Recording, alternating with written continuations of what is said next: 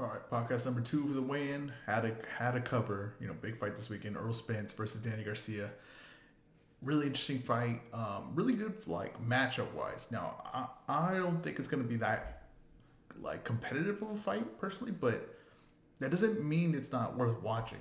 And that's a weird way to say that, but and I don't think like to me Errol Spence is the big favorite in this fight, but Danny Garcia is a legit fighter and he's a legit name and he should be he's respecting the weight division and he's a respectable contender. It's not like what I mean. It's not just like an easy opponent for Errol Spence. It's not a walkthrough fight at all by any means. It's a big. It's a worthy challenger, right? By just matchup wise, if I'm like breaking it down, I just don't see a fight being close. I don't see where Danny Garcia could where he has any like parts in the fight that he is better than Errol Spence at. I don't see it. So maybe Danny Garcia is a better counterpuncher. Maybe, right? That's maybe.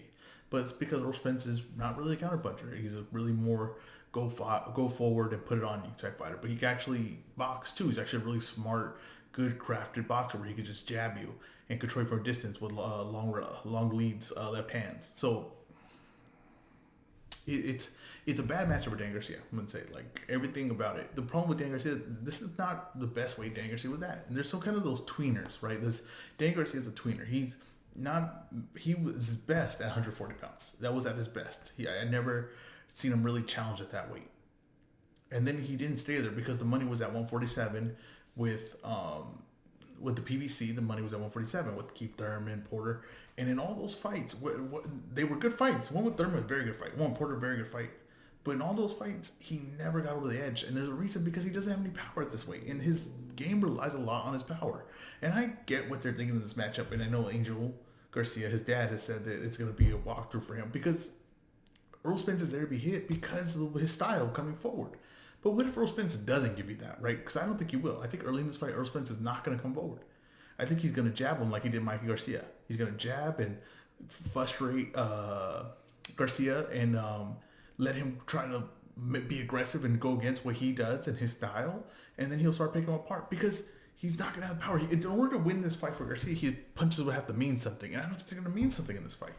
And if they don't mean nothing and they don't get Errol Spence's respect, then Errol Spence will jab him, figure him out, and then eventually will get in there, and I think he's going to stop Garcia. And I think he'll be the first one to stop Garcia because Garcia's never been close to being stopped. He's been hurt. I think Eric Morales hurt him. I think that's because he mentally just thought the fight was over and he was controlling it, and then Morales started putting it on him, and an older Morales at that. But I just think that this favors Errol Spence every way. Now, what ways could Danny Garcia win the fight? Because I want to give it both sides. The thing I think Danny Garcia's game would have to be that he's going to counterpunch. So he has to make Errol Spence come in, right? He has to be able to get his balance while Errol Spence comes in, come shots, counter from shots at Errol Spence. Because Errol Spence, when he does go on the inside, he can't get hit. If we saw that with Porter, right? But the only thing with Porter did is he bum rushed. I mean, his Porter's legs are so explosive in that flick that he can come different angles. So he hits you here, and then he flips, and then he's hitting you from the other side. So and that gave Spence problems because Spence is kind of bad a little bit with angles. So Spence is more of a straightforward fighter. He's not really angles. That's not his game. So if Garcia can set a good base, the thing with Garcia is he sets a base, but maybe he can hold on setting that base, right? So if Spence comes in, he's gonna move one spot, set that base, and hopefully Spence starts working, and he can work between that. And one of those shots, he lands one of those shots, and they do something. Right, they do some damage. They make Errol Spence think. Then that's where his opening would be. I think he will have chances to counterpunch, but I just don't think it'll be effective as he thinks it will be. I don't think he has any power at this weight, and he's one of the tweeners. And I'm telling you, he's at 140. I'm really curious if he can still make 140. Maybe he could, and that's why he's never done it before. But if he can make 140, I think that would be like if he wants to win championships and be dominant again. I think 140 is the weight for him, but I don't think 147 he's been effective. And he doesn't have any major wins. He has good fights. He has definitely good fights. I'm not putting that past him. He's been in nothing but good fights. He's never been blown out. But I think this is where you will see it. This is the start of it because I think Errol Spence is just a step above. Now, with Errol Spence, what's he going to do? I think he's going to box. I think he's going to be southpaw. He's going to box. He's going to hard jab, hard lead right hand jabs, back up. He fights straight and forward. He's not really angle guy. He's going to jab him, take a step back, make sure he keeps the distance, jab him again. about around the fourth, fifth round, I think Garcia will start like trying to jump in more, and that's when Spence will start coming in to land solid shots, and I think it'll hurt him and stop him. That's why I truly believe that, and I think that the another thing, the storyline of this is Errol Spence coming off a car crash, and if he doesn't look the same, right, that's what people are wondering, and I think that they would be able to know that in the gym if he wasn't going to look the same. But to say he doesn't look the same, and Garcia beats him. Does that take away from Garcia's win? I don't think so. I really don't. And you can say what you want, like, well, it's not the same one he was fighting, not the same guy that he was when he was dominating. Well, what is that? How does that? What does that have to do with Garcia though? He's an undefeated guy. He ain't never lost. And how do I know it's because of car crash he loses, right? Like say Garcia goes in there and his countering's too much, and Errol Spence goes in there and gets caught and hasn't fought in a few rounds, hasn't fought in a while, count the injury, right? And he gets caught and hurt. I don't know that the car crash was the reason for that, or maybe Garcia's just had his number, right? So I'm not going to do that on that. Now, unless he comes in with a limp or his arms over, I'm not nothing. There's no excuses. Get in the ring, right? He drove drunk, right? He made the decisions. All those things. Or the distractions, not being distracted is a discipline. So I'm going to give it to the guy that's not distracted, who kept himself ready. And they're going to go in there and we're going to find out who the best is. I think it's Errol Spence. I think he's going to stop Garcia. Then we will get the Crawford talk, which is not going to happen because Crawford's still with Top Rank and he's going to have it until the end of the year. So you're probably going to get Thurman, which I think Thurman should fight Porter. And then the winner should fight Errol Spence, right? But Errol Spence is not running for anyone. He's making sure that that he's a star in boxing. I'm curious what these numbers do because the undercard is not great. So this is all on Errol Spence, and this is PBC saying that they believe Errol Spence is a superstar because they're just giving him his own card. He's the main selling. He's the only selling point, main selling point, only selling point. I believe Danny Garcia is a name, but I don't think he sells pay-per-views. So Errol Spence, it's all on him if this fight's going to sell or not. This is a good measuring stick because the last one he had Mikey Garcia sells. There's no doubt about that. So that was them two together. Let's see what he does on his own. Other news in boxing, Claressa Shields signed with the PFL. Interesting, very interesting. And I think it's smart. And even if it doesn't work out, I'm not going to back on that. It's still a smart decision. It's the right decision. It's the right decision for Claressa Shields because say it doesn't work out. Say she gets blown out. She can't figure out the ground game. She can't get people off her. It's still the right move though because there was boxing. She was getting stagnant. Because there's no one to fight. Because the problem with Claressa Shields, she's her size, she's too big. But PFL has Kayla Harrison, who I believe it's Harrison is one of those, who is around that size, around the size of Claressa Shields, and she's an Olympic gold medalist judo. So if it does somewhat be successful, and they're just gonna pay her just because it's a show people will want to see it. If Claressa Shields fights, people are gonna watch it because they want to see how the boxer does. She's the first elite boxer to move over to MMA. Right? They want people want to see it. It's the right move for both things. PFL's smart. Claressa Shields is smart for doing this, right? Because all she needs to do is you give her like a journeyman. You give her a low level MMA fighter, right, female. And you let her look good in that fight. This isn't the UFC. They don't have to bury her, right? PFL, it's in their best interest to keep her looking like a credible fighter in MMA. You get her, she wins that. Then you go to boxing. She has the name off of this. Then go back to boxing, dominate there. Right, if she could go back and forth with this is going to change her whole career and change avenues of revenue that she can get.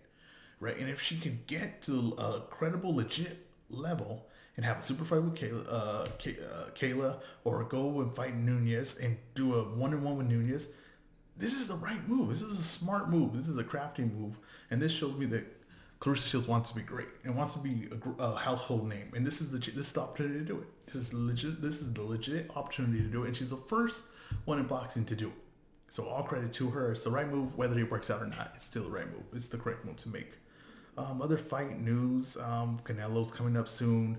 Ryan Garcia. There's the Jake Paul versus that hockey guy, Evander Kane. And I was like, oh, let's see if Evander Kane can fight. And I looked up some YouTube clips of it, and the hockey he could fight. He's not like he's a guy who's been hit before. I don't know if that's going to translate over. I think his dad was a boxer of some sort. I don't know of what, but he must have, he's supposed to put on the gloves once in a while. So I don't know. I don't know if that fight sells. I didn't know who Evander Kane was until all this happened. So I don't know if he's like a household name for me because I like sports and I know like very few hockey players. But if you're a star, I would know you.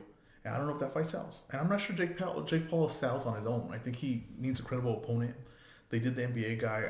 I don't know what they're looking to go from there. I know he wants to do the MMA fighters. I think that's the best route to go is the MMA fighters, right? But if Evander King could sell and bring a hockey crowd to it, then maybe that's not a bad option either. You have to he has to like be strategic about it. Like I think he is too. Like with Dylan Dennis, right? Who's like a jiu-jitsu guy. He's an MMA guy, but he's really a jiu-jitsu guy, so he's not really a stand-up guy. I think that's like what they're thinking. Like, well, how good could he be with his hands? And he's probably not that great, but I don't think you need to be that great to beat Jake Paul. So that's the direction to go. And to see if he get his own behind it or Triller. You know, they made a killing on that pay per view. They sold 1 million buys, which is a lot. You know, if like UFC did that, boxing, if like a real boxing card did that, then that would be like a big deal, right? That's like around like Tyson Fury, Deontay Wilder, right? That's like what they did. I believe they're around there. But those are solid. Those are solid numbers, right? So they for sure probably should and say, hey, Jake, you know, we're interested in being in business with you. Get him on another Mike Tyson card, Mike Tyson versus Vander. That's what it's looking like, and let's see where it goes from there. But Dylan Dennis is the way to go with this. Dylan Dennis, Ben Askren, someone that's not too comfortable with their hands, but is an MMA incredible fighter, like a incredible fighter. What you need is like that's what he needs. That's like if he starts doing that, then he'll have unlimited amount of opponents, right? If he could knock out an MMA guy, and then he'll start saying like I knocked out MMA guys, it's easy, right? And I just started boxing, all those things. You'll have MMA guys come left and right to fight him. So that's the right direction to go. They have the right idea of where they want to go with it. I was thinking like I've been hearing so much like boxing news, just trying to get it. You know what else I wanted to talk about. I don't know. There were big fights this weekend. It's a big, actually, month of fighting. You got Canelo, you have Golovkin's fighting, Ryan Garcia at the end of the month. You have Joshua next week who's going to fight Puvulev, which is a fight that he should win. I have to look at Puvulev a little more. I've only seen him once, but he should win, which will set up a fight with him and Tyson Fury. Now, I believe they're holding Tyson Fury to fight Joshua, which is probably the right move. Tyson Fury doesn't need a tune-up fight. I don't think he's had enough tune-up fights. He had another fight with Wilder. He had that fight with Wilder. I don't think that him and Wilder are going to fight again. It looks like Wilder's looking for another opponent. And I don't get what they're doing with Wilder. I also don't get what they're doing with any of the heavyweights really at PBC. I feel like they have a good amount of heavyweights. They have Luis Ortiz. They have Helenius, who just knocked out Kanaki, who Kanaki could still fight. Like the heavyweights can continuously keep going. You could just keep recycling them versus each other. And people like to see it. It's honestly better too, like when heavyweights beat each other, right? Because then it's just like creating more names. Then you're like, I want to see. For some reason, heavyweights, you always think a guy has a chance because their size and power. Sometimes they don't look like like that impressive. Like no one's like really extremely well rounded. You know what I mean? So you always feel like these guys have a chance. And I just think that PBC is just I don't know what the hell they're doing with the heavyweights, but they need to get them fighting each other, and they need to get Wilder back in the ring. Because the more he's talking, the more he's hurting his credibility. And he's thinking in the ring, knocking people out. Because before the Fury thing, Wilder was unbeatable to everyone else, right?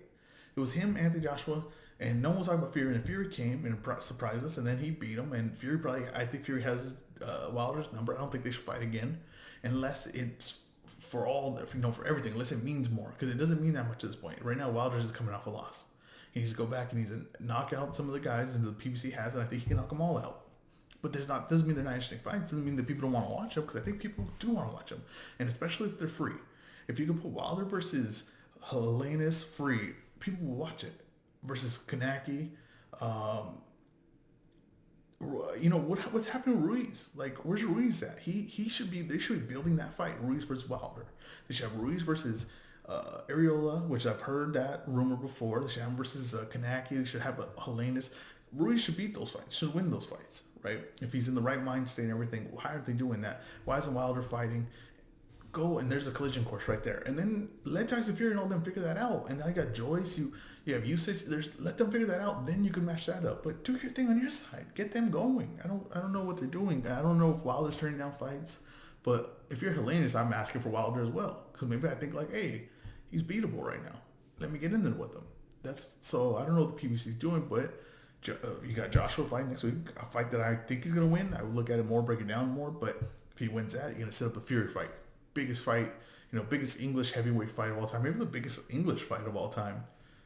Set that up. Winner of that, they're going to fight again. So these other guys got to start figuring it out. They have to start going with that.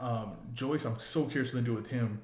I was looking at like the other heavyweights in there signed under the same promoter as him, and there's not really much.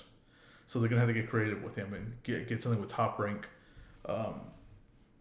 So see with Top Rank, because Top Rank they have Tyson Fury, their relationship already with Tyson Fury in that promotion. So get with the Top Rank and see if they got another heavyweight, because I know Top Rank has a couple guys that they're coming up with. Get Joyce going, you know what I mean, and maybe they get that Usyk fight, which would be a very excellent, just an excellent fight because of matchups wise of what they're doing. But right now, good weekend for fights. Errol Spence is back, big name, sets up talks with Crawford. If he wins, and if Dan Garcia wins, then he finally got over the hump at that weight. He'll be probably number 2 guy behind Crawford, and now I start talking about Dan Garcia that fight, and he gets talking about Dan Garcia versus Thurman. It'll be set up another thing. It'll bring me another rematch with him and Errol Spence. So it's gonna be a good weekend. Can't wait to see it. This has been The Weigh-In.